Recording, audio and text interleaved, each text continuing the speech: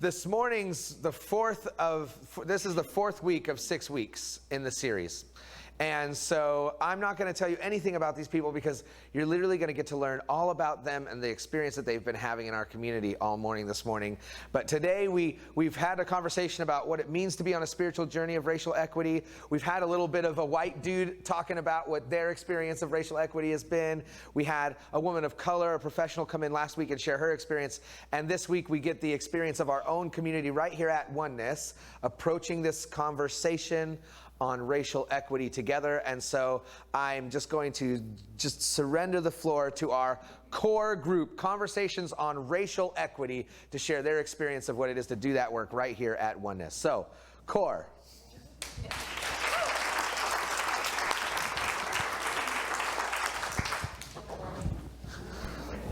I'm Lisette Morris, one of the leaders of the core team.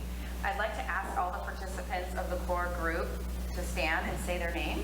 And please remain standing until all the participants have been introduced.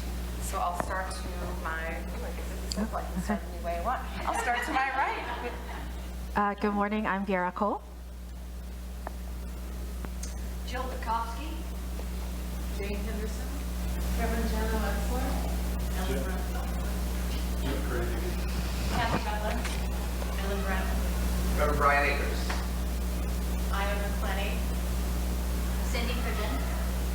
Debbie Heath. Tony Matheson. Thank you, everybody. You might be wondering why the room is arranged as it is. Reverend Brian explained a little bit about that. We wanted to reflect on a sense of community as we tell the story of CORE, because after all, we are one. And we hope that this setup does reflect that sense of community. So we've prepared a story around our journey and what has brought us to today. Gara is going to be narrating our story, and members of CORE are going to be sharing some of their reflection on throughout.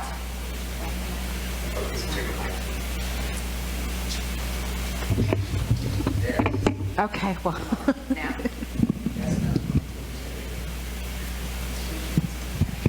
This one works. Yes. Okay. I can hear it.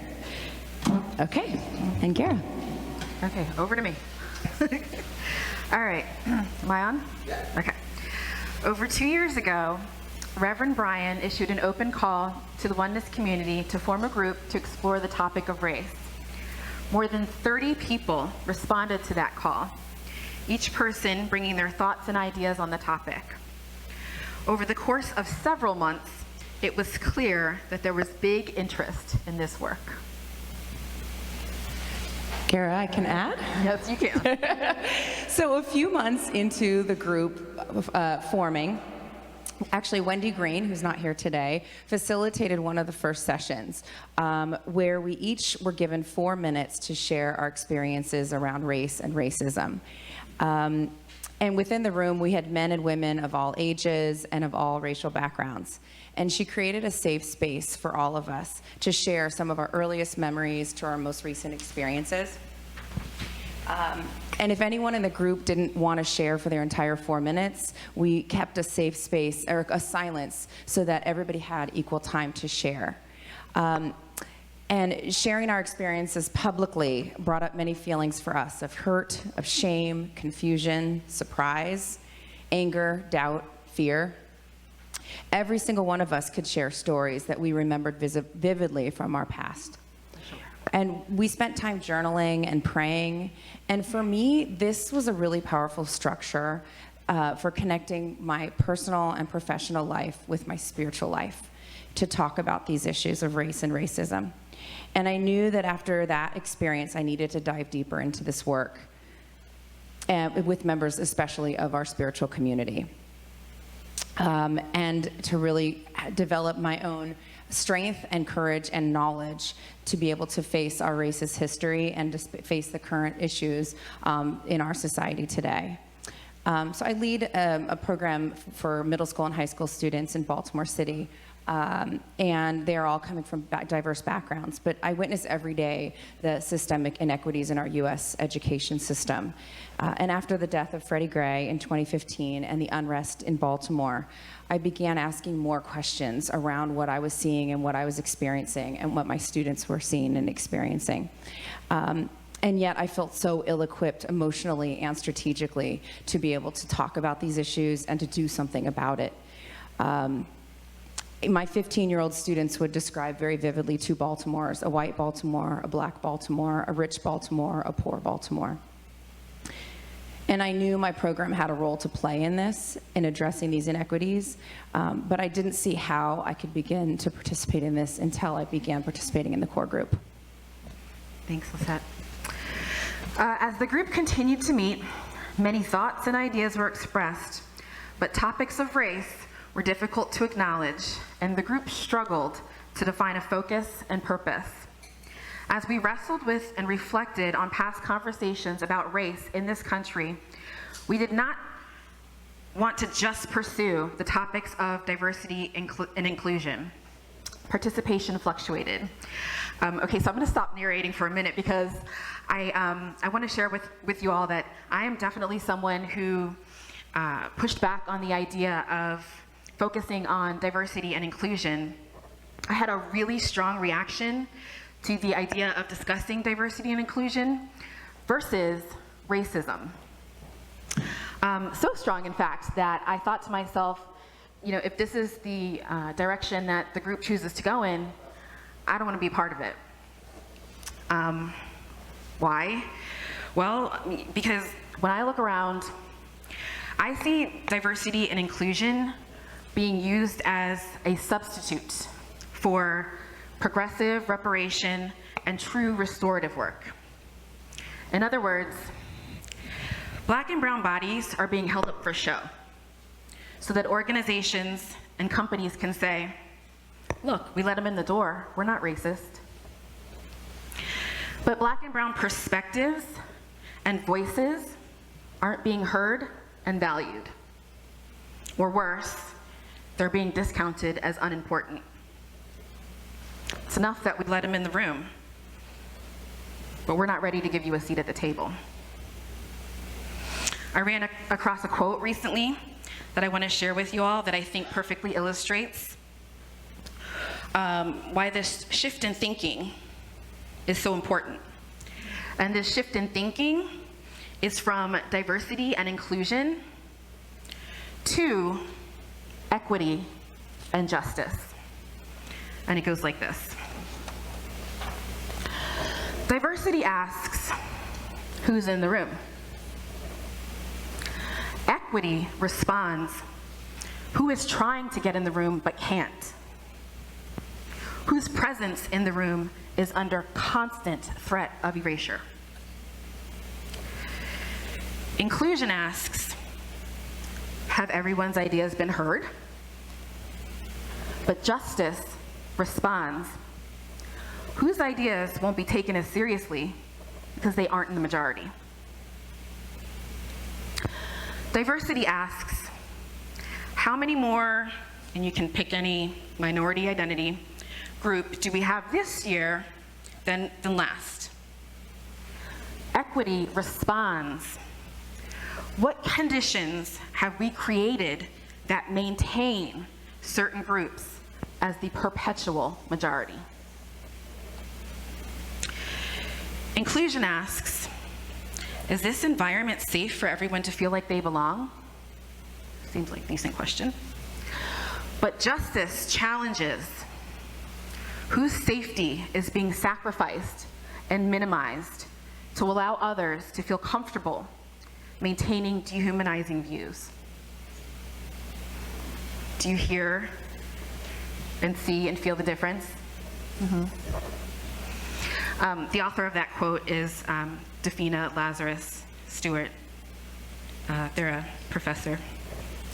So it was important to me that we talk about racism, and not just the ways that racism manifests itself, but it was important to me that we talk about the cause of racism, which is, dum dum dum, white supremacy. This was of the utmost importance to me because when you reframe the conversation in this regard, you are no longer asking people of color to assimilate into white culture, but instead you are demanding that white culture recognize the cancer it has created, that is white supremacy. Okay? Okay, back to our regularly scheduled program. Okay. So, diversity and inclusion have been topics of conversation for years, especially in the workplace and academia. What we know, however, is that racism in this country has yielded alarming statistics in areas such as housing, education, employment, and criminal justice. And let's talk about a few of those statistics, shall we? In housing, less than half of black families, 41%, and Hispanic families, 45%, live in owner-occupied housing as of 2014. And for white families, that figure is 71%. And did you know that Baltimore was a national leader in discriminating housing practices, legalizing segregation of neighborhoods? And as recently as 2019, the Rogers Forge Community Association, right up the street in Towson, their housing covenants stated, no person of any race other than the white race shall use or occupy any building in any lot. In education, African American students are less likely than white students to have college-ready courses.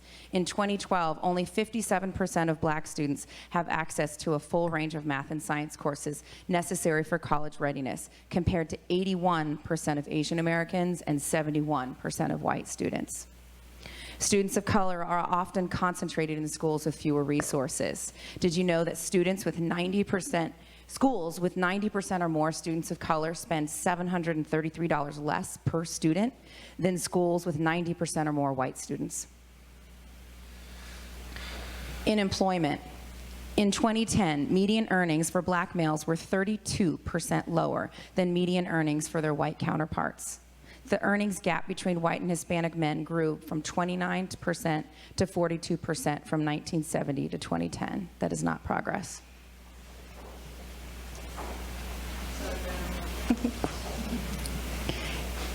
And in criminal justice, relative to white people, black people receive longer sentences for the same crimes, are treated more disrespectfully by police in routine interactions, and are more likely to be shot by police during confrontations.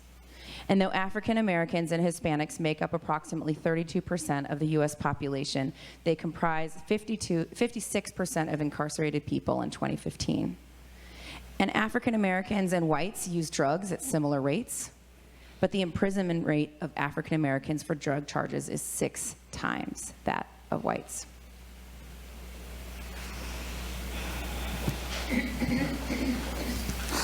What we needed was a bold approach to open up a difficult and different dialogue. After 12 months, the core leadership team formed, including Terry Brown, myself, Tony Matheson, and Lisette Morris, and we began to focus on the road ahead. Then slowly our path became clear. We recognized that to effect change, we had to talk about race, especially the white and black perspectives, not diversity and not inclusion. We needed to uncover the elephant in the room to determine if, how, and why it affected us, and finally, to unveil the deliberate, systematic, and systemic ways racism has plagued this country for centuries. This was going to be hard work, and despite knowing that this was the right approach, it was difficult moving forward. Gara, I'd like to say something. Go for it.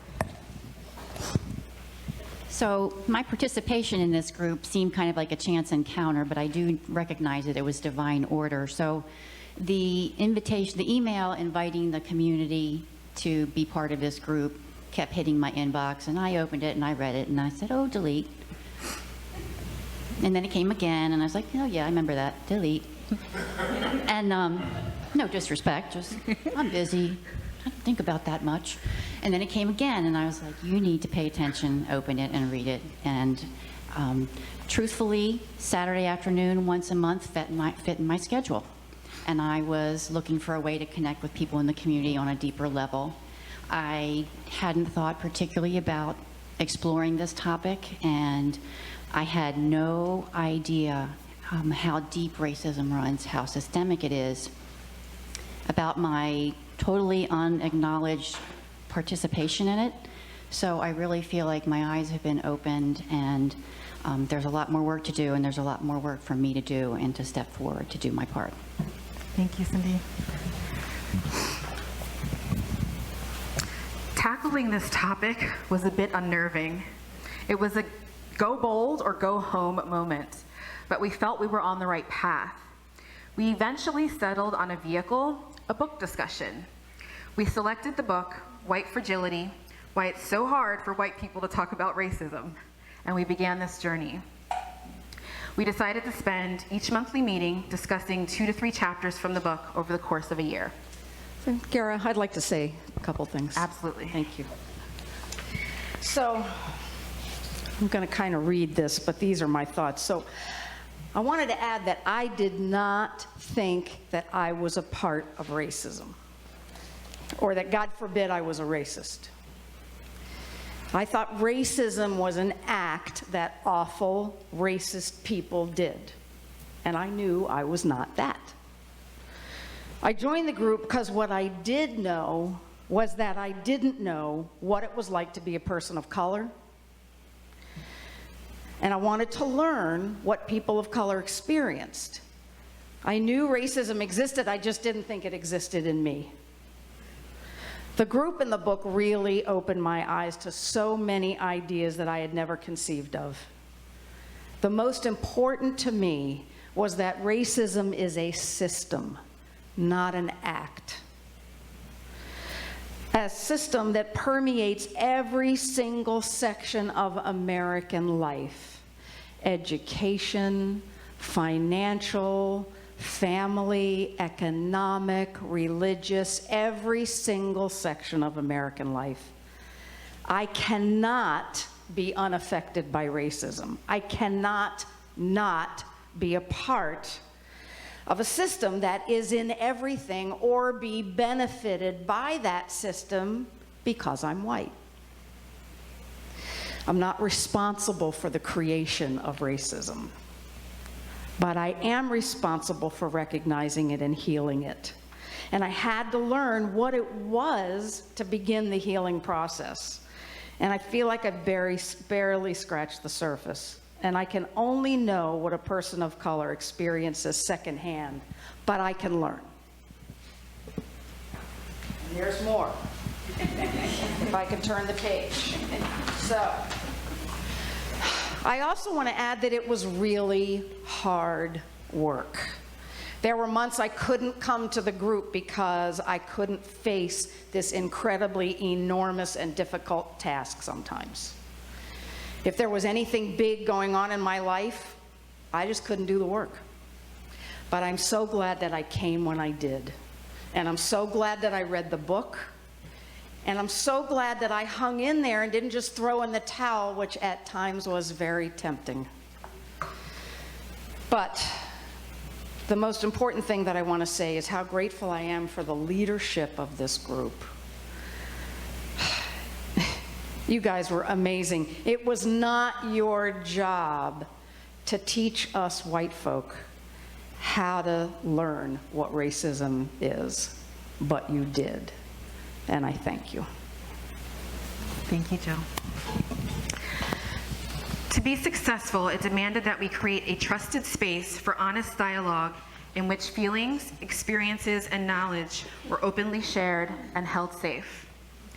It was important we tie our spiritual practice to the exploration of racism. We did this by incorporating meditation, journaling, prayer, and always reserving time for an ecclesiastical reflection by Reverend Brian at the end of each session. I'd like to say something on behalf of Terry, who can't be here today. Thank you. So Terry made this beautiful observation, and what she said is that in the beginning it felt as if it was the people of color who did more of the talking, particularly about, and these are Terry's words, our experiences as minorities in America. However, once we started reading White Fragility, the dialogue opened up. Reading that book seemed to create an awareness of white privilege and subsequently expanded the dialogue. We were all becoming engaged. Thank you, Aya. Early on, at the suggestion of Reverend Brian, the group attended the Howard County exhibit, Undesign the Red Line, which depicted the tactics used by the federal government to create an intentional gap in home ownership wealth among whites and blacks. Effects of this law, written in 1930s, are still being felt today. For many who participated in this guided tour, it was a sobering moment. Legal documents displayed irrefutably proved that redlining was a deliberate discriminatory practice to increase home ownership wealth of whites while stunting the accumulation of wealth to blacks. May I give my impression? Yes, please. Sorry. So I'm standing up as me. I'm Aya. And as a young child, I remember my parents talking to me and my brother about redlining and about steering. And that's probably one of the reasons we moved to Columbia in the 70s. Because many people may not know, this was happening all over Maryland. I always imagined in my child mind that it was the work of a few bad eggs. I just never realized that it was legislatively institutionalized and that it was a behavior that people had the power to take from their individual experience and put it into my experience. In this exhibit, I was able to read all kinds of legal documents and see actual maps. So today, if you go into Baltimore, you will see that the areas of poverty are where the red lines were delineated on the maps many, many years ago. The results of this federal program are still impacting families today. And Gara, I'd like to add to this. Please. I want to start by sharing that the content, both the content and the dynamics of our core meetings deeply opened my heart and expanded my awareness in many ways. And both from this group and what was happening out in the world, I remember that my major takeaway from 2018 was, my God, I had no idea that this is still so deeply, horrifically present today. The book, White Fragility, was eye-opening regarding learning about racism and its systematic and systemic and deliberateness. And the book truly underscored the systemic nature of racism. As a sociologist, reading and contemplating this was a starting point for me. But you know, you can read something and you can intellectualize it, but that's only part of the journey. Going to the redline exhibit just really drilled it home in a very powerful and emotional way for all of us. It was an indelible and powerful jolt, and it was a reality that tore my heart open. I was so impacted by the first tour that the core group went on that I immediately arranged for a second guided tour for the Sacred Activism group in late January. And I remember my son went along, and initially he was sort of like, well, I said yes because my mom invited me, but I'm not sure what I'm getting into. And by the end of that exhibit, I'll share later what he said to me. So as our facilitator started the guided tour, I glanced around our group that was there. And in less than 30 seconds, I saw this amazing, unmistakable change in demeanor. the look of horror, the look of being stunned, of mouths dropping open and feeling the pain that they had no idea existed. And I want to say that as a white person, I had never heard of redlining prior to being in the core group and prior to that exhibit. And as a white person, I had been culturally taught so many false stories and beliefs about the plight of blacks. And all of them had something in common. It was blaming the victim, that it was their fault, that they weren't doing better. As a way to perpetuate this sanctioned form of suppression without any sense of complicity or guilt. I realized we confined the Native Americans to reservations. And I also want to add that in the Red Line, it wasn't just Baltimore, although Baltimore was pretty serious with this. As this program was sanctioned and started in the 1930s by the government, they drew red line maps for over 230 major cities in the United States. And then there were a lot of cities where this was perpetuated, even though they didn't initially draw those maps. It was nationwide, it was extensive, and it was deliberate. And as I thought about the Native Americans and how whites had confined them to reservations, I realized that the red line ghettos were the urban form of confinement and reservation. As we drove home after that exhibit, my son kept saying to me, "What do we do about this? How can we change this? Mom, how can we change this?" So I also want to share that the Red Line exhibit inspired me. I was taking a Photoshop class. I had a project, and it had to be several pieces on a theme with some common element to all of the pieces. And I chose the Red Line as my theme. So stay tuned, because on the 6th week, on August 11th, I'm going to focus more about that project, and I'm going to bring a copy of it in. Thank you, Reverend Jenna. For the next 8 months, 17 of us, including the 4 core leadership team members, began our discussions, and as such stepped into an emotional, eye-opening, and spiritual journey. The newest member of our leadership team, Jen Heeg, joined our group in May of this year, bringing with her a ton of academic and practical experience in anti-racism education. Thanks, Kara. You're welcome.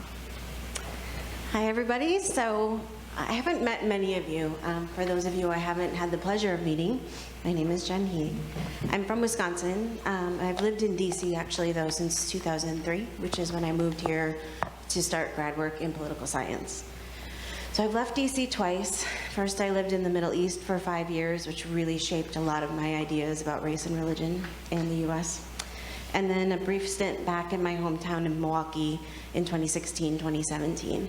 I'm really glad Reverend Jenna brought up redlining as a national issue. Milwaukee is known as the most segregated city in the country, and we actually have the poorest zip code, 53206, in the whole country.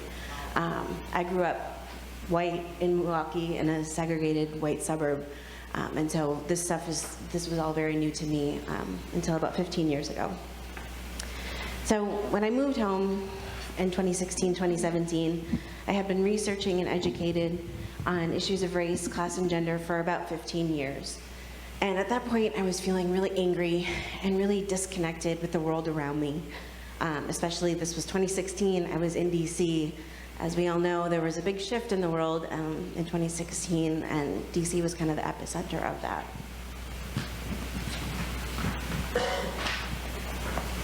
So when I left DC that time, I actually left a leadership position as a founding member of the DC affiliate of Showing Up for Racial Justice, which is SURJ, Showing Up for Racial Justice, where I conducted trainings for white folks who wanted to get started and deepen their anti-racism practice. So together with SURJ, I taught white folks how to support Black leadership in many ways inside of the bigger movement for Black lives.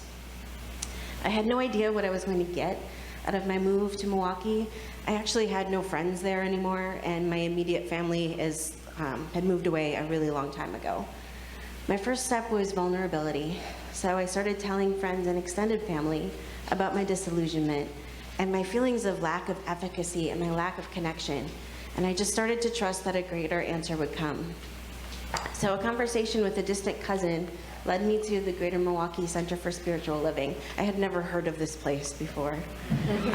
And walking through those doors truly changed my life. So in 2018, I took an epic coast-to-coast road trip. I lived in an RV for most of the year, just me and my old dog. And it was an incredible way to spend my 40th year orbiting around the sun. I spent most of that trip in introspection and in reading. And the more I looked inward, the more I knew that DC and Maryland, much to my surprise, that's what felt like home to me. And I felt like I had to come back here. So while I was still on the road, I attended the CSL in Portland, Oregon, and I made another realization there, that my work in anti-racism really could only continue if I found and cultivated a spiritual home for my practice and surrounded myself with a community of positive and loving people.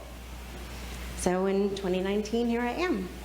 I'm grateful to be living in lovely Tacoma Park, Maryland. It's my little personal paradise.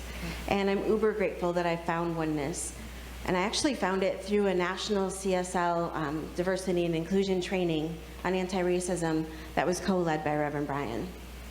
After hearing Reverend Brian during that training, I drove up here the very next Sunday, which is when I met Terry, and I offered to be of service in any way the core group saw fit. So I know I'm new to this congregation, and because of medical issues, I had ankle surgery. I haven't been able to walk a lot. I've mostly been live streaming the Sunday sessions, so hi to those of you who are live streaming. I've been one of you. But the core group welcomed my offer of service with open arms, and they didn't protest that I haven't been here for years or that I haven't worked my way up. And for that, I'm so, so grateful to this team and to everybody in the room. So I'm a nomad, but I really feel like I've found a home, and I'm looking forward to continuing this journey with all of you. Thank you, Jen. We're happy to have you. You are an answer to prayer. Okay, as difficult as it was to lead this journey, it definitely opened our hearts, inspired our lives, and celebrated oneness. Here, I'd like to share some thoughts from this group, if you may.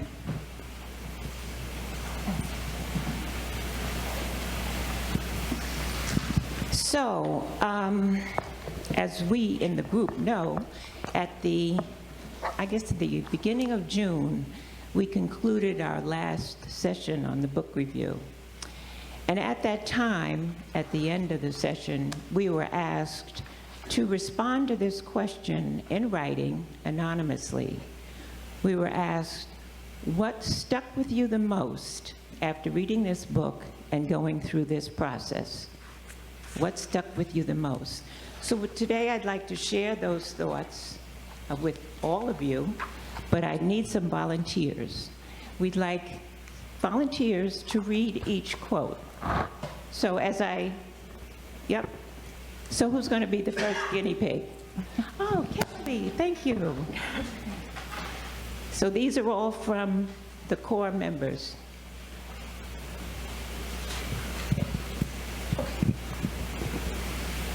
What I took away from this work is the white fragility that is unconscious in our society. Thank you. I'm working my way around.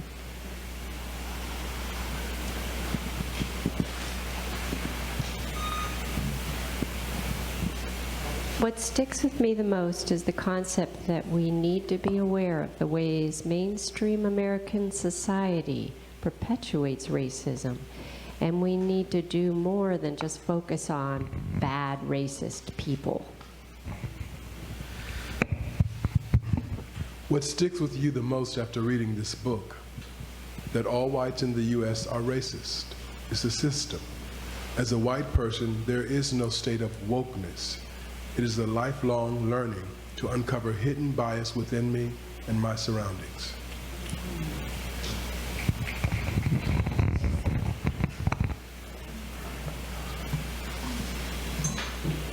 So thanks to Angela for a helping hand this morning.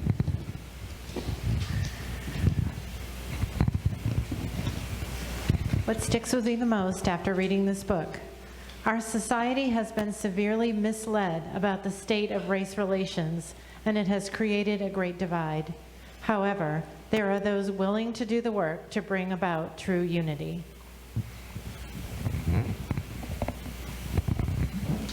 I learned gratefully that there are white people who are open to beginning this journey to heal wounds and who recognize that we are all human beings first. What stuck with me the most about this book is how little white people know or even want to understand about America's racist history. The answer to today's problem is slavery ended long ago. What sticks with you the most after reading this book? The large and deep scale of this issue, how entrenched in society it is, and how unaware I was of it all.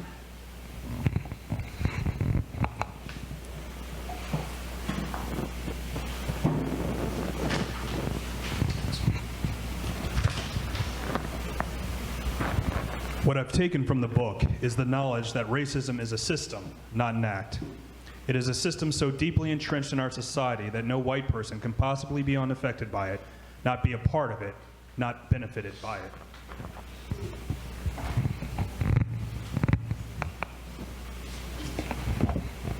What sticks with you the most after reading this book? When I think about what we have learned from this book and discussed in the group, sometimes it feels overwhelming and hopeless. But there is too much at stake to just say, it's too big. We all have to do the work to change the system.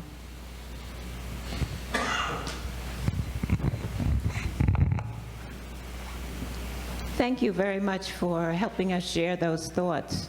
At this time, I'd like to thank some key people who were instrumental in helping us put this together. Of course, the core team and my leadership colleagues, but also Reverend Brian, who guided us spiritually throughout this journey. Don and the technical crew in the corner there for helping with the slides. Reggie for helping with the room setup and offering her expertise in all manners and facets, and everyone else who participated today. The journey continues. We are in the midst of figuring out how we will continue. We've got some ideas, and if you have ideas, please share them with us. We hope that this program has inspired you and perhaps sparked a little something in your hearts.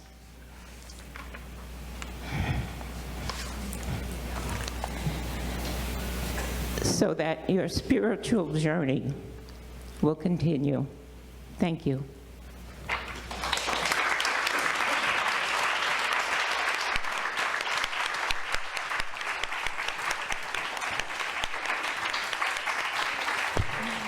If I could get the core leadership team to stand up, if I could get you guys to stand up for me, please.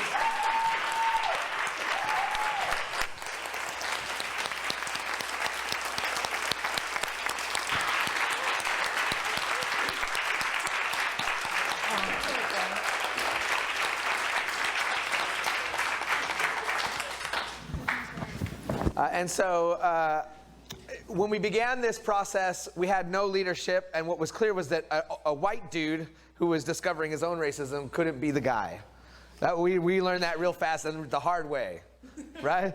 Like the hardest of ways, right? And so it was incumbent on this group to figure out how it was going to lead itself and usher itself into whatever work it was going to do. And so at that time, and that was almost 3 years ago, by the way, that happened. That was almost 3 years ago that we did that. And at that time, there wasn't a whole lot of people that wanted to grab the steering wheel on this topic. Could you imagine?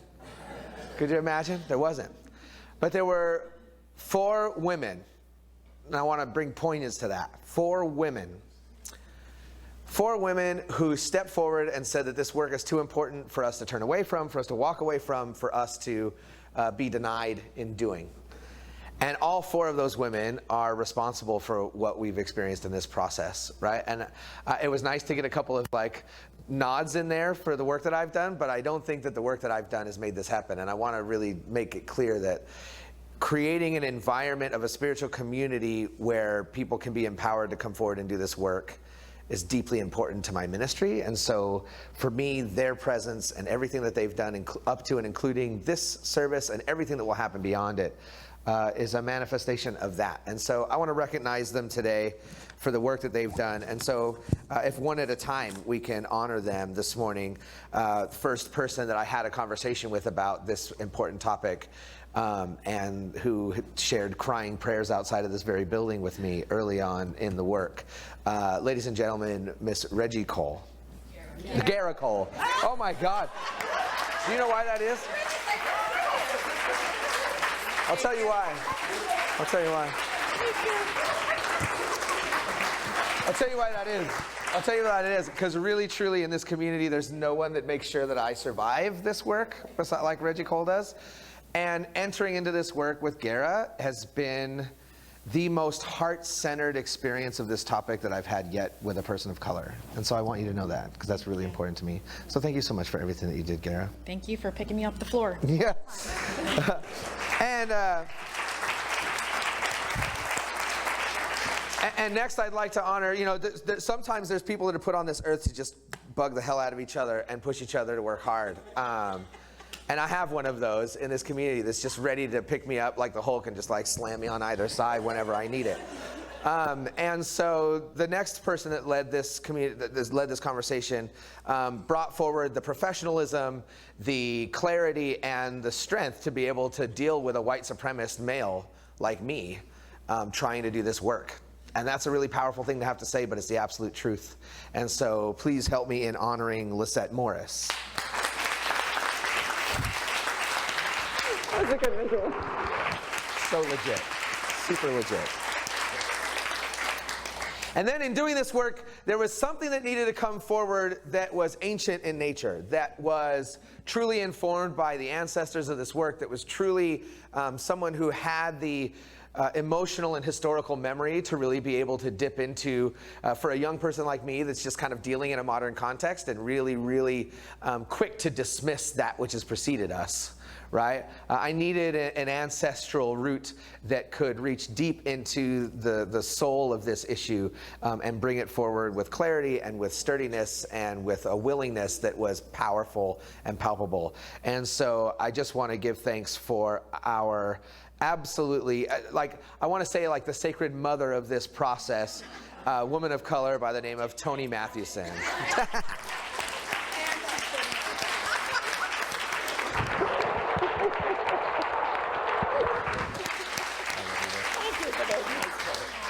And then she can't be here with us today because she's caring for her father, and so I invite all of our prayer with Terry and Terry Brown. Terry Brown was a person who came to me, and me and Terry are cut from the same cloth. We run at about 900 million miles an hour, pretty much 24 hours a day. And what Terry brought forward was an unrelenting willingness to stare directly at the thing that we needed to be focused on.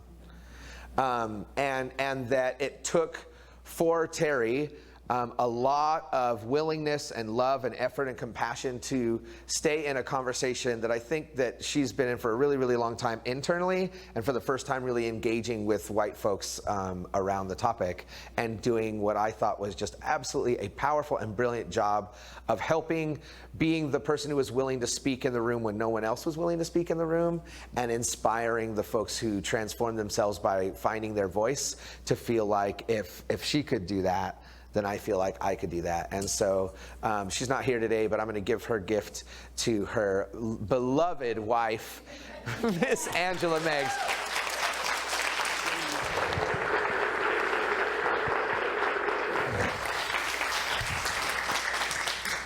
And so I guess it's appropriate that I wrap this thing up, because that was where I was put before. And so thank you to the core leadership team.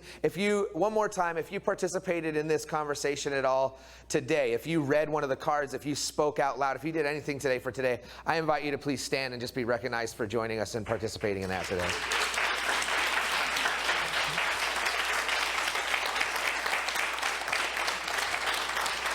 Thank you guys so much. Because it's more than just like being willing to listen and learn, which I think has been a really powerful invitation and cliche as of late.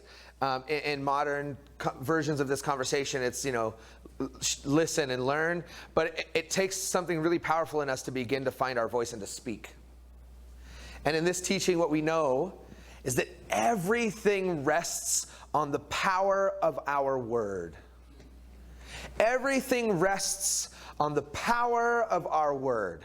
And so that doesn't mean just that we have an understanding, right? And as Reverend Masando, who I'd like to give special thanks to for being our inspired reader for the entire series, Reverend Masando is one of my closest friends, brought up this morning that it's not just thought and it's not just emotion, but it's action. And the power of our word is not set loose until we step forward into that willingness to be present in the work itself. And so that's what I feel about our call to be a diverse community that includes people, but is also very, very, very aware of what it means to speak our word into law. And so when you think about what's been going on in this process, I invite you to be in relationship to each other.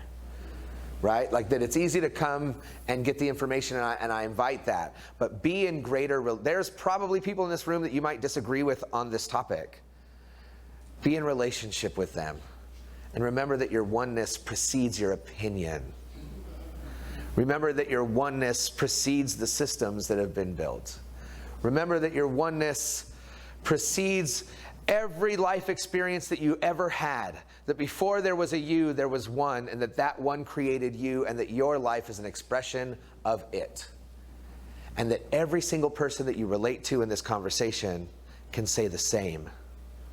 And that's what gives it power. So thank you to the core group, to its leadership. And as we learn what is next to do in that work, I invite all of you to consider what it means to show up and to do it, like we did yesterday when we went to the museum, and it was powerful and amazing and brilliant and beautiful because we did it in the context of oneness. And that's what spiritual community is. That the spiritual community and the spiritual awareness and understanding precedes everything that we explore together. And that's why we can take this journey together. And that's why we know that everything that we'll find, we will be blessed by. And that's how we know that being blessed by this journey blesses and multiplies itself abundantly in the world. So ladies and gentlemen, one last round of applause, please, for all of those who've been bold enough to speak their word on this topic. Thank you.